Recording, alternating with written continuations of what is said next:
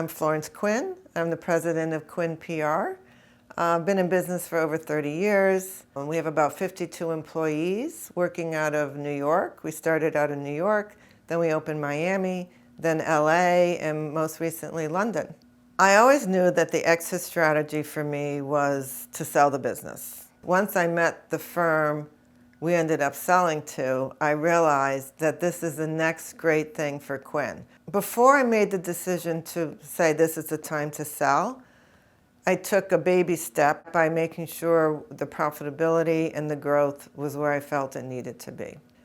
And then maybe it was 2 years ago, David Tobin came to New York, said, let's have breakfast, and offered to do a valuation of the firm just to see where I was and how I looked for a sale. And also I had done some homework, and I had talked to two people who used TobinLeff, and they both highly recommended them, and they had great stories. I had such a lovely time working with them. They truly were there to help me. And I actually believe working with TobinLeff made my firm more valuable. James took care of everything, and it's a lot of work. It is like 7 days a week, document gathering, answering questions, speaking to lawyers.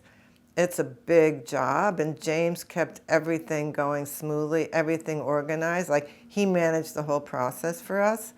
And then Bruce, he created a pipeline and a forecast for us, and we went through that diligently every month with the buyer. And they're just great guys. They were always available to me, even if it was at night or on the weekend. The biggest challenge is the amount of document gathering and the amount of questions. You have to be ready for that. I was pretty on call 7 days a week. For one thing, the sale was fast.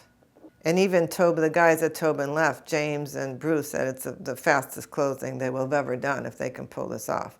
So there was a lot of work to be done for the closing. But at the same time, I was still, helping the leadership with new business, writing new business proposals, talking to clients, being on client calls. With clients, we told them mostly via email about the sale, with the assurance that I was staying on and they wouldn't really see a difference, which is true. We're still Quinn, we still do what we do, I'm still here. And then through LinkedIn and some articles, we told the industry. I would say think about if you need a ramp-up period. Some firms may not. Their numbers may be where they want them to be, where they need to be for a sale, a good sale. And I would talk to people who have done this before. One, to hear their experience and learn from them. And two, to find out, what M&A firm they use, what lawyer. The lawyer is also very important. And I'm happy to talk to people and share my experience if it's helpful to anyone.